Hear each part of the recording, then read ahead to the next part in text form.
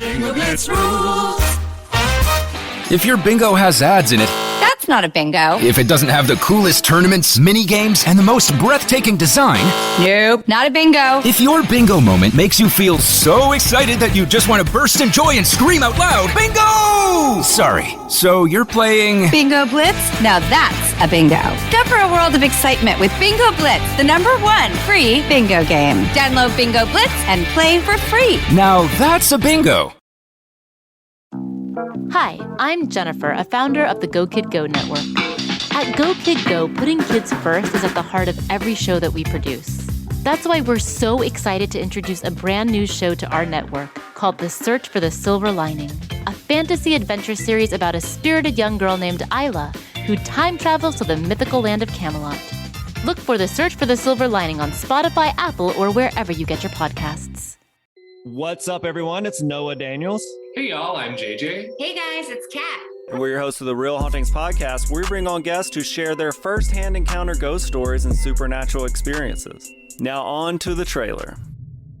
I've been warned to not tell this story, but I think because of the way it ends, it's okay to tell this story, because some people say that with certain entities, to like speak of them or talk about them or in any way like portray them as powerful will attract them to other people. The creepiest thing about it to me is a lot of times it would wait for me to notice it. Like it would just lay its arm out like this, and then I'd be like, where is it? Where is it? And then I'd see it, and then it would just slither back. For more information on the Real Hauntings, Real Ghost Stories podcast, make sure you check out real.fm to learn more about our podcast and many other amazing podcasts. And that's why I stopped playing that fucking game, because I was getting so frustrated when I was literally playing all day. I only got one goddamn 5-star. One 5-star that I didn't have. None of the 4 stars I don't have. Like the 4-star gold I don't have. But of course, multiples of the gold I already fucking have. That last one, before I quit, like I just don't understand how I finished so early. The very first round of stickers, I finished so early. And I started later because I wasn't playing the game yet. And you also started later. But like, I finished it. And then that last one, it was like the day of. And I was like, you know what? I'm done. No, I'm so mad. I can't even figure out which fucking 5-star I got. Megan's playing Monopoly Go. I quit it about a month ago at this point. You know, and I'm happy for you because this has been a stressful time, you know? But I'm caring about it less and less, which is the goal. Good. But I need to find other things to care about more, you know? Because when you start caring about everything a little less and less, and you go, uh-oh, shouldn't get down this road. Me last month. Yeah. No, that has been me this month. It's just been like, whatever, who cares? And I'm like, Megan, you should but care. In that rush of things, that's when I quit the games. So there's Maybe that. it'll be good because for they were that. making me mad. And so I was like, this is adding to my anger. But I also unfollowed a whole bunch of people. Like I was going down. She was clearing house. I was clearing house. I love when that happens. It wasn't a good thing. No. But the results afterwards, when you go, I actually don't, sometimes you regret the decisions you make, but other times you look back and you go, you know, that was not a good time for me, but future me can look back and go, maybe I was making some decisions in haste that I needed to make that took a while. Yeah. So maybe this will be my end of Monopoly. So I don't know. I'm sorry that I got everybody addicted to this. It really is my fault. No. I brought it to wholeheartedly is. That's how you were in the thick of your addiction to the point where you said, I need all you bitches to join so you can be my friend. And then we've said, okay. And then we're all addicted. The craze started and then I left. I dipped out. It's okay. Some people did, other people did too. And you know, I think I was into Sims for a long time and then I dropped off of that. And now that I got a new computer, maybe I can use my old one for Sims. I was thinking the same thing. And maybe getting one of these external hard drives that I told you about just for the Sims stuff. There's this incredible external hard drive that we ordered for putting our backup files for these shows on it, and it essentially functions like a hard drive on your computer. And so I feel like No. Super unnecessary. no. For what? There's not even lights. It's stop signs. Chill. I think they were honking for somebody to come out the house. No. But no, in that case, we live in the day and age where you should just text them. Yeah. Yeah, no. Takes me back to high school. Yeah. Mostly because I'd get the honks after I didn't reply to the text. Some things never change. Well, we're doing something new, right? We are doing something new. You're hearing this and you're like, what's going on? Well, actually, right now you're probably like, this is regular. But then we're we're about to switch up on you. We're switching up. So what are we recording right now? Was that, I think, the votes? So this is See You Next Tuesday. And you're like, yeah, I know what See You Next Tuesday is when y'all just talk off the cuff about nothing in particular. Yeah, it was. But things are different now.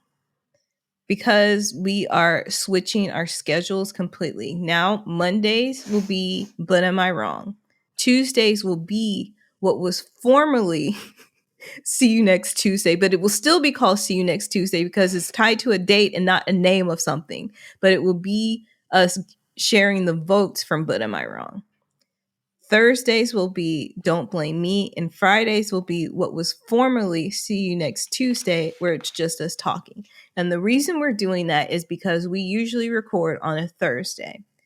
And what was formerly Fisting Friday goes up the next day, but usually what we're talking about is like more current and prevalent with what was Fisting Friday and what is But Am I Wrong? And so we're reconstructing how the information is getting sent out. And if you're a little confused, don't worry. I did have to write it down just now, so I make sure I get it right about what this is. You'll figure it out. If you listen to all of our stuff, it's none of the content itself is changing, just timeline wise. And yeah, like Melissa said, sometimes we will specifically pick our But Am I Wrongs for things that feel slightly more evergreen or whatever, or they're like a little bit later on that kind of thing. And like specifically with, like you were saying, this was Melissa's genius fucking idea, but with like the Olympics and stuff and like the election and everything coming up, like that is stuff that, you know, if you are also listeners or watchers of the Do We Know Them podcast, you'll know that like they literally sometimes like half of their videos talking about a story is like Lily or Jesse coming back with voiceover, editing all of the stuff that has been updated in that because it's like been a while since that has happened. And we have 4 episodes a week, so we can't do that. And so having it be more pertinent, I think will work better. And you can always just like switch them up and listen to them on whatever days you want. You already probably do. Yeah, and we've been mentioning for a while that there are changes coming. And they are coming. They're slowly coming. I don't think we ever even talked about the fact that we officially have a business now. Yeah, people are going to be like, you didn't have a business before? No. We had separate entities. Yeah. But now we have a joint venture. And it took us a while. And also you might be wondering, what about that merch? So this was actually the step we had to do before we did the merch, because taxes. And if you need further elaboration, unfortunately, I'm not actually going to be able to explain it to you because it is too goddamn fucking confusing. We're not like you cleared house of your of shit. We are our houses are linking up. We're becoming a blended family. Yes, we are. Have you ever seen the movie Blended? No. Drew Barrymore doing what she does. Get back to her acting. Get back to that fucking acting game, girl. Adam Sandler, call your friend up. Put her in a goddamn movie. He's like, no, I only work with Jennifer Aniston. I know, which, fine, but no. Switch it up. Both. Switch up you could have different hot wives. You're an actor. That's literally your job. Multiple hot wives. And if you have the pull, might I also suggest one of my favorite underrated actresses, Cameron Diaz. Get her out of retirement. She's out of retirement with Jamie Foxx, remember? Oh my God, Melissa. You forgot. I did forget, and it's because I get too excited. Like they're making the best movie of all time. Two of my legitimate favorites. So can't fucking wait for that one. Anyways, so this is us reading and revealing so dramatic, the results of last week's episode. This was episode 107. As a podcast network, our first priority has always been audio and the stories we're able to share with you. But at Realm, we also sell some pretty cool merch, and organizing that was made both possible and easy with Shopify. When you think about successful businesses like Aloe or Allbirds or Skims, an often overlooked secret is the business behind the business that makes selling and, for shoppers, buying simple. For millions of businesses, that business is Shopify. That's because nobody does selling better than Shopify. It's the home of the #1 checkout on the planet. And the not-so-secret secret that's definitely worth talking about is that Shop Pay boosts conversions up to 50%. That's more happy customers and way more sales going. If you're hoping to grow your business, your commerce platform better be ready to sell wherever your customers are scrolling or strolling, on the web, in your store, in their feed, and everywhere in between. Businesses that sell more, sell on Shopify. Upgrade your business and get the same checkout we use with Shopify. Sign up for your $1 per month trial period at shopify.com/realm, all lowercase. Go to shopify.com/realm to upgrade your selling today. Shopify.com/realm.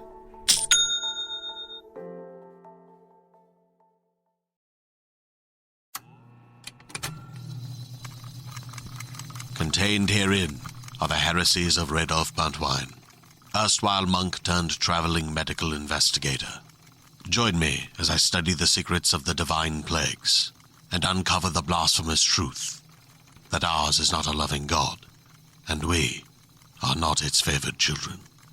The heresies of Radolf Buntwine, wherever podcasts are available.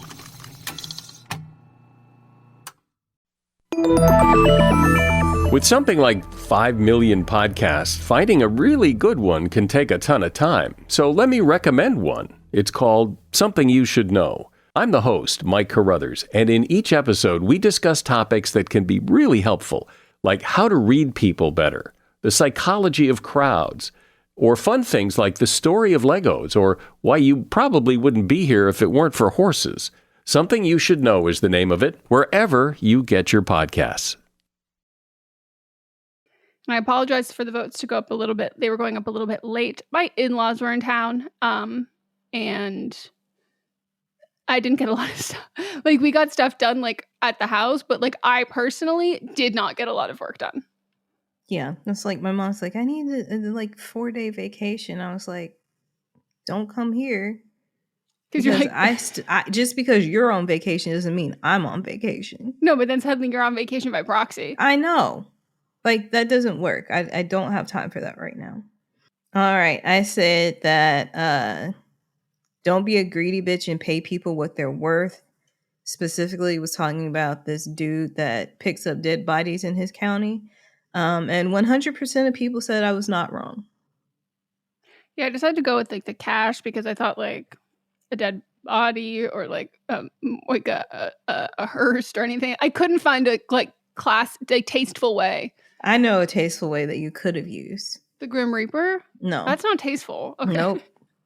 There is a new Tyler Perry movie that's out, and the opening scene starts with them taking a body out of a casket and removing it from a funeral.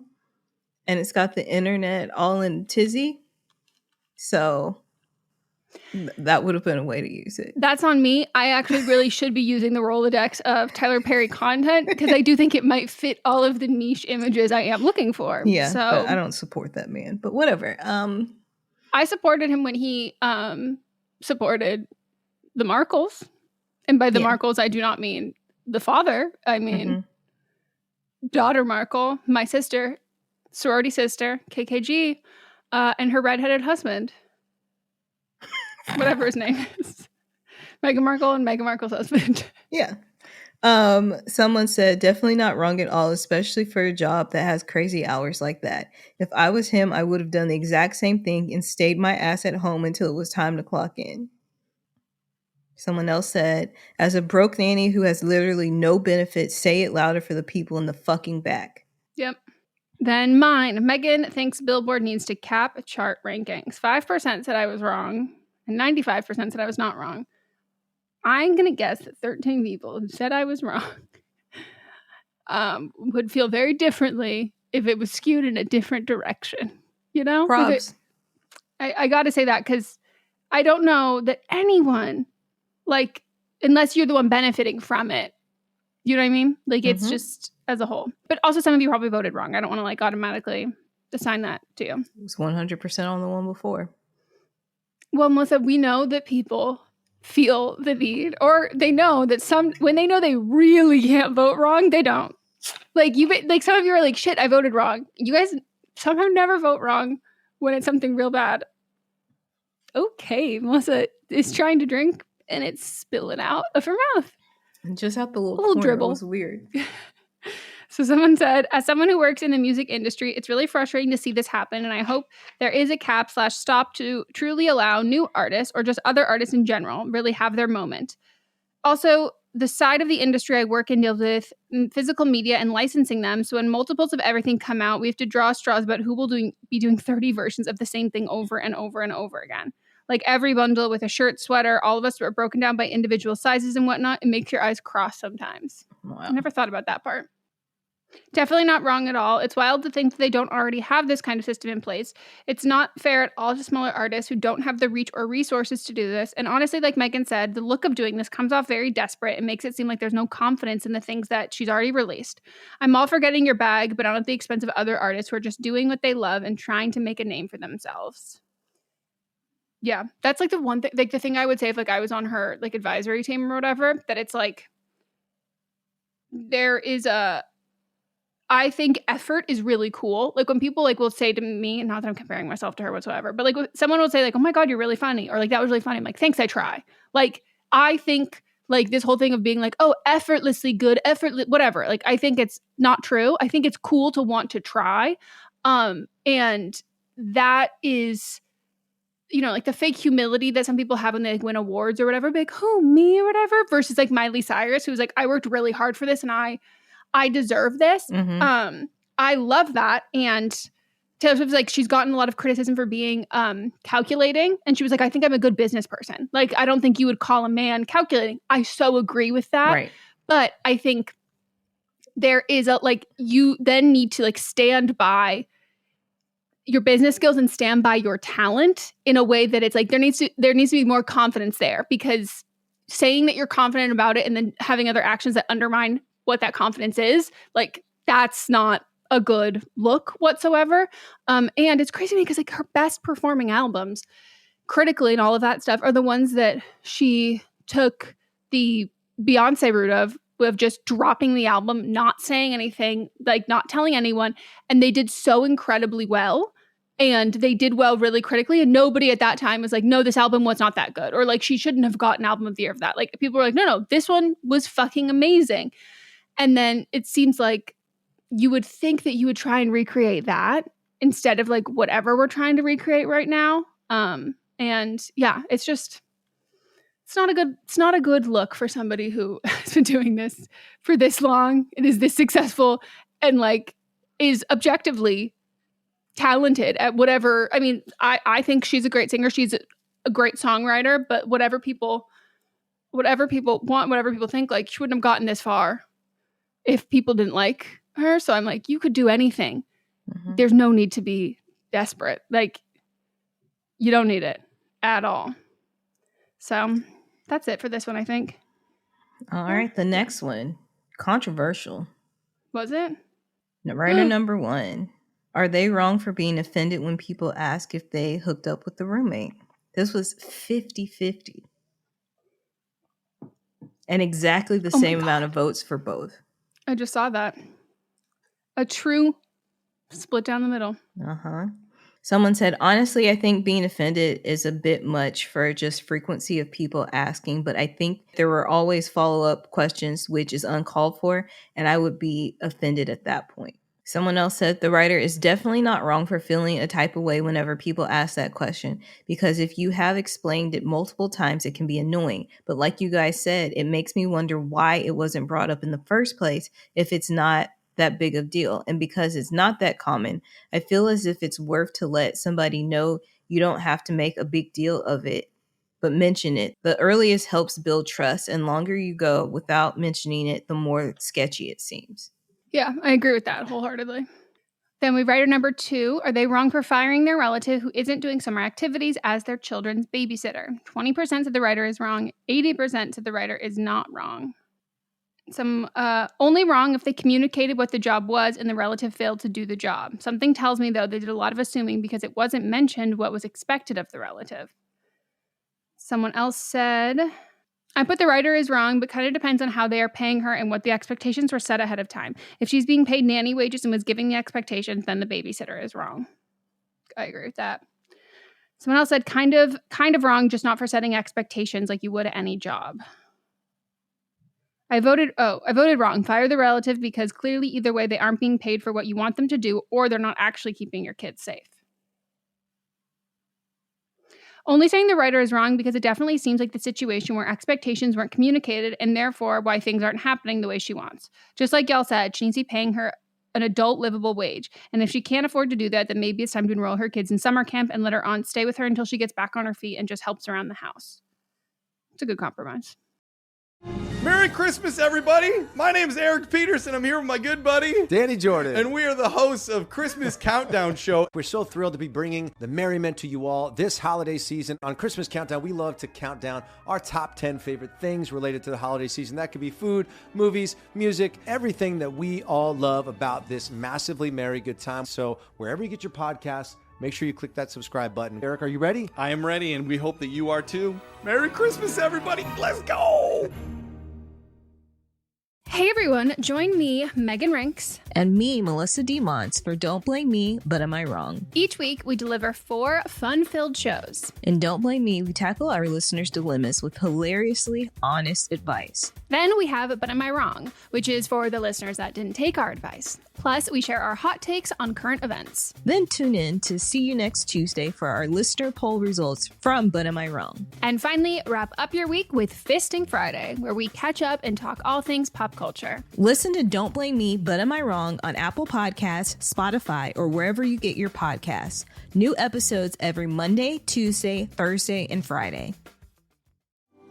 Do you love Disney? Then you are going to love our hit podcast, Disney Countdown. I'm Megan, the Magical Millennial. And I'm the Dapper Danielle. On every episode of our fun and family-friendly show, we count down our top 10 lists of all things Disney. There is nothing we don't cover. We are famous for rabbit holes, Disney-themed games, and fun facts you didn't know you needed, but you definitely need in your life. So if you're looking for a healthy dose of Disney magic, check out Disney Countdown wherever you get your podcasts. And then we have Wrong of the Week, Judge Brian Lovell.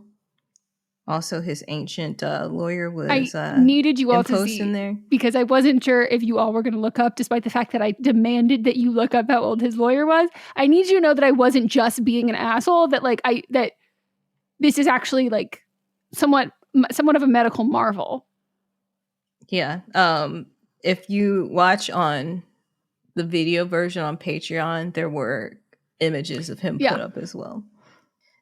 Someone said, I hate every time Oklahoma is brought up on the pod. It's never for anything good. But TBH, considering we have Kevin Shit as our governor, or whatever the fuck he does. It says dies, so I know it was in your heart. There's maybe a pinch instead of a handful of people in politics in Oklahoma that are somewhat redeemable, but not many at all.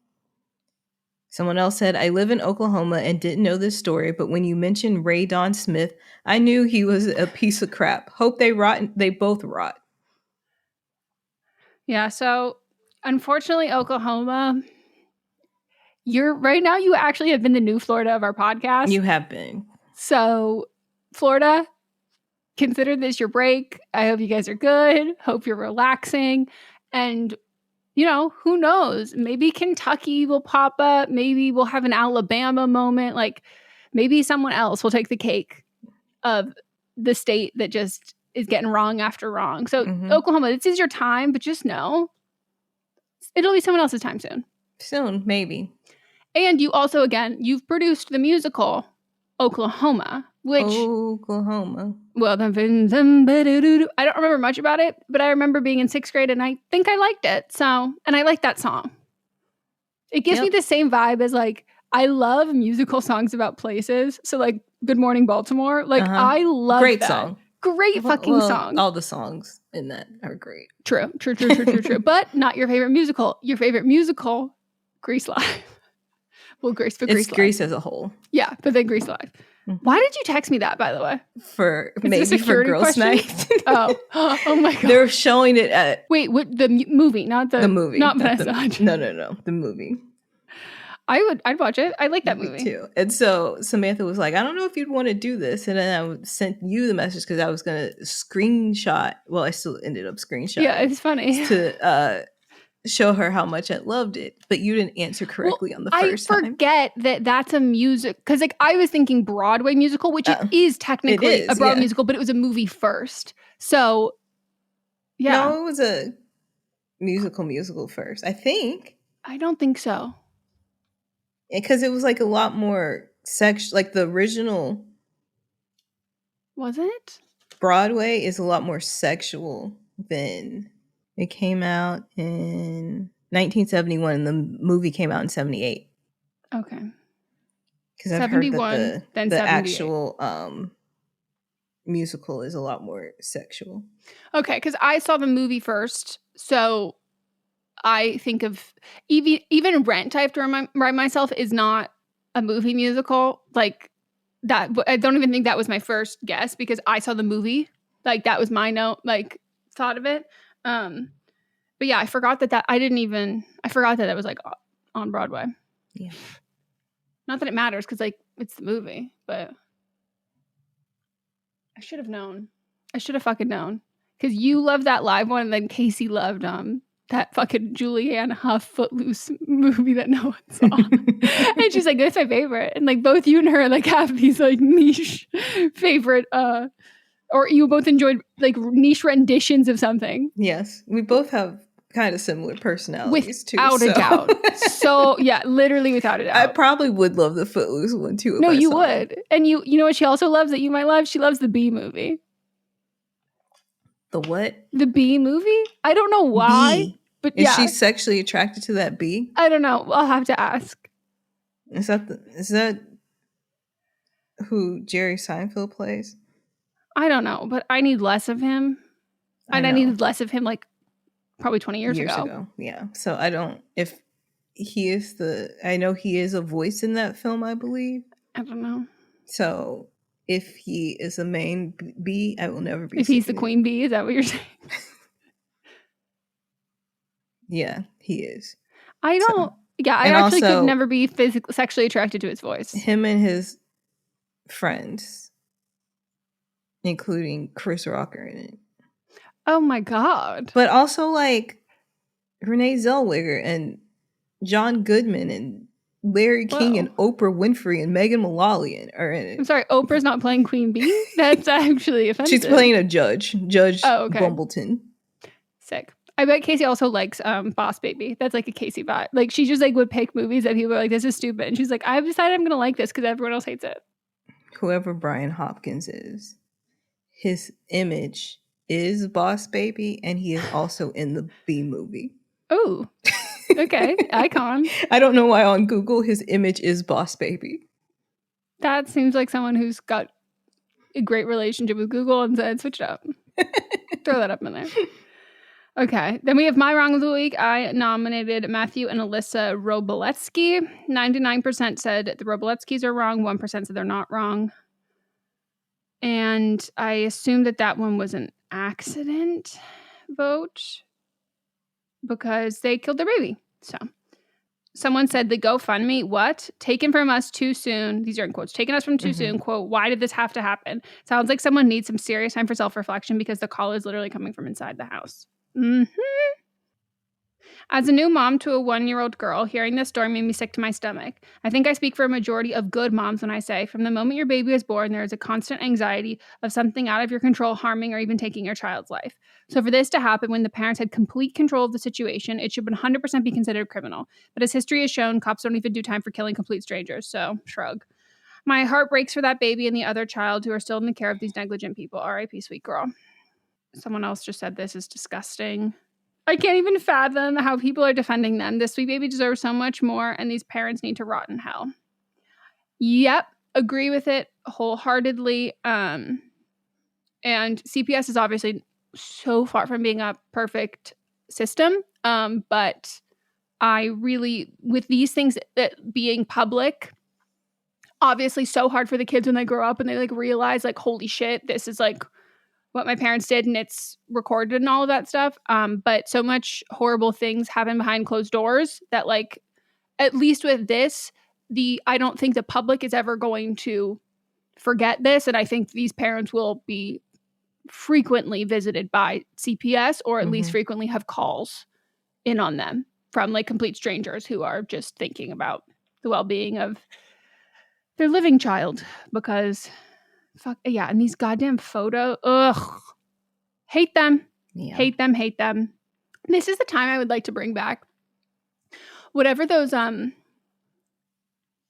people talk about like metaphorical pitchforks. I would like to bring back like the pitchforks with fire on them, and I would like to like knock on their house and being like, "Oh no, are those the tiki? Yeah.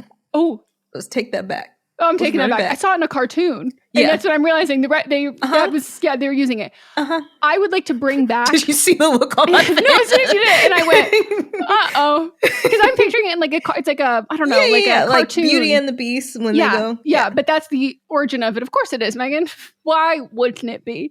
But like, I would like to go to, I would like to instill knocking on people's doors and going like, as a community, we've decided that you people who have killed your baby, citizens arrest, you actually have to leave. Like if I was like in run them out of town. Yeah, like governor or anything like in like Havasu or whatever. I'm like, you're actually the worst PR ever. Like for Oklahoma, that's what you got to do. You got to knock on those people's doors, mate. You got to get out. You're really ruining our image right now. You're really taking us down. But like, this is when I'm like, I don't know. I could never like just live in peace next to neighbors like that. Yeah.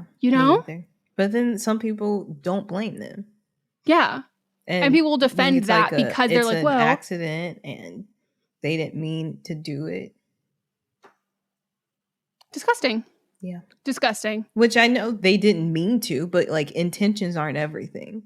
You did it. You shouldn't have had your child out there. You took what I would assume they say is a calculated risk, but you did the math wrong. Like it's just not.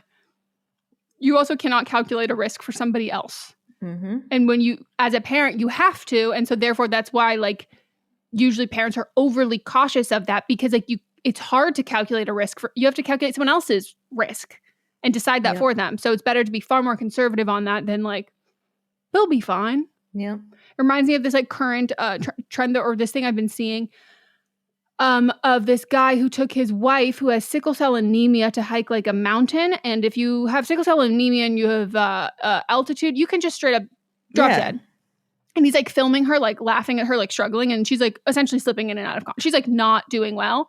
And all of these people who like work in like whitewater rafting or they work in like park ranger-esque things, they were like, women, no matter how much you love your partner or your husband, do not let them take you to the woods. Don't let them take you on any of these kinds of adventures or whatever, because they are not, the risk they calculate for your life is not the risk that should be calculated. Like so many women go with like men that they trust and like these men view women as like, oh my God, like dramatic or whatever that is. And like, or even just not knowing how their bodies are different. And then you die. And like, and it's like, they're like, don't go on hikes on dates, which I was like, yeah. And I need a PSA to everyone in LA for that. Like, fucking Runyon. There's a like Schwab, like the finance company commercial that is on ad that is on TikTok right now. And they're trying to make it look like just like a regular TikTok video, but it's like Schwab. And it's this guy just like on a jog. And then this person is doing like a man on the street interview, like asking, how many dates have you taken on a hike? And the guy that's running is like, none. I always swipe away from it after that, so I don't know what the conclusion of the video is, but like that should be the answer. You should not be going on dates, especially with a stranger. Yeah, but like I just cannot stress it enough. And even like there are I love the men in my life. I've said so many times, these fucking bitches took me on a hike to Catalina and lied about how long we were going to be there. And like, some might say I'm dramatic. Dare I say I think I'm not dramatic enough, because I was like, I can't do the heat for this long. This is pre-pots, but I was like, I cannot do the heat for this long. I don't feel that well. And it was like, you'll be fine. And they're like lying about how long it's going to take. And at one point I threw up all over myself. Yep. And then I said, you bitches have to hike with me as I have what looks like baby barf all over the front of my shirt. Like there's just this whole like thing of like powering it through and like, you'll be fine or whatever. And like, no, but yeah, the amount of people I know are like, oh yeah, like, or even like when you're on, like people are on dating apps being like, yeah, they asked me like go on a hike. And I was like, so they can push you off a cliff? Like, why? Right. LA, stop doing that. Like, truly stop. Fucking no. Even if it's crowded, no. No. And maybe it's because I grew up near the Golden State Killer who was killing people on hikes, but like. As the name suggests. Exactly. I also like, I don't want you to kill me on the hike that we're on, but also I don't know you enough to know that like you're not the idiot in the horror movie if the Golden State Killer comes and like we're going to be on the right side of, or if we see a mountain lion or whatever. Like I don't know you well enough to know that I can like trust you in a situation that like could be life or death. It's not just like go on a walk. Yep. Go to a museum, like walk around the mall, buy me something. I fucking love. Give me a pretzel. Actually, I can't eat them, but give me a pretzel. Find me a gluten-free pretzel. A Cinnabon, like. Oh, take me give me an Orange Julius. Right. Like, what happened to chivalry? Chivalry, pretzels, the NTMs, Cinnabons, and Orange Julius. I'm writing that down. I have to make a graphic. Whatever happened to chivalry? Okay, whatever happened to chivalry? Cannot spell that. I wrote chiclet. NTM. Well, those are the results. We hope you all enjoyed this little switch up. You'll get used to it. Don't worry. It'll become the new norm, and you'll be like, can't even remember what it used to be like. Yeah.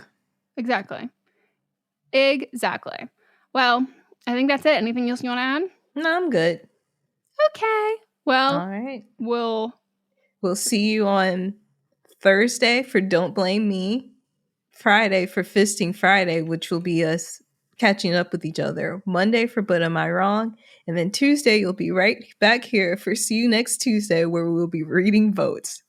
Dude, you're going to have to do this for the next at least month. It's going to take me a long time. Okay, goodbye. Fist you later. No, see you next Tuesday. Fuck. Yeah. See you next See you next Tuesday.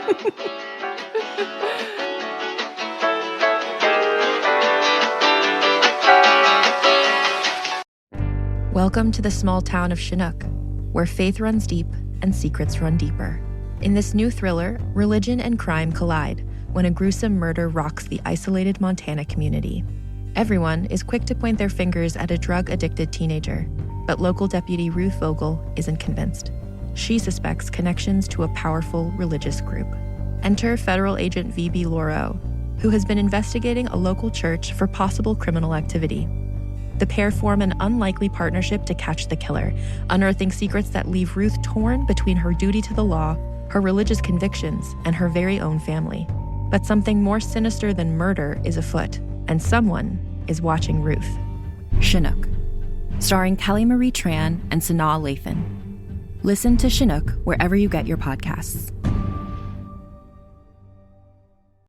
Hi, I'm Jennifer, a co-founder of the Go Kid Go network. At Go Kid Go, putting kids first is at the heart of every show that we produce. That's why we're so excited to introduce a brand new show to our network called The Search for the Silver Lining. a fantasy adventure series about a spirited young girl named Isla who time travels to the mythical land of Camelot. During her journey, Isla meets new friends, including King Arthur and his Knights of the Round Table, and learns valuable life lessons with every quest, sword fight, and dragon ride. Positive and uplifting stories remind us all about the importance of kindness, friendship, honesty, and positivity. Join me and an all-star cast of actors including Liam Neeson, Emily Blunt, Kristen Bell, Chris Hemsworth, among many others, in welcoming the Search for the Silver Lining podcast to the Go Kid Go network by listening today. Look for the Search for the Silver Lining on Spotify, Apple, or wherever you get your podcasts.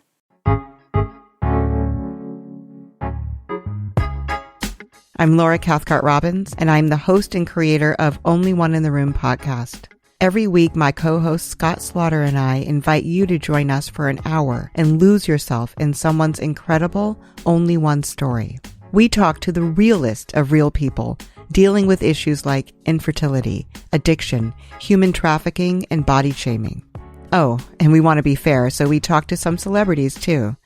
Oscar winners, New York Times bestselling authors, supermodels, and even the most decorated U.S. Winter Olympian. Everyone is invited to share their Only One story with our listeners. This podcast is for anyone who has ever felt alone in a room full of people, which is to say that this podcast is for everyone.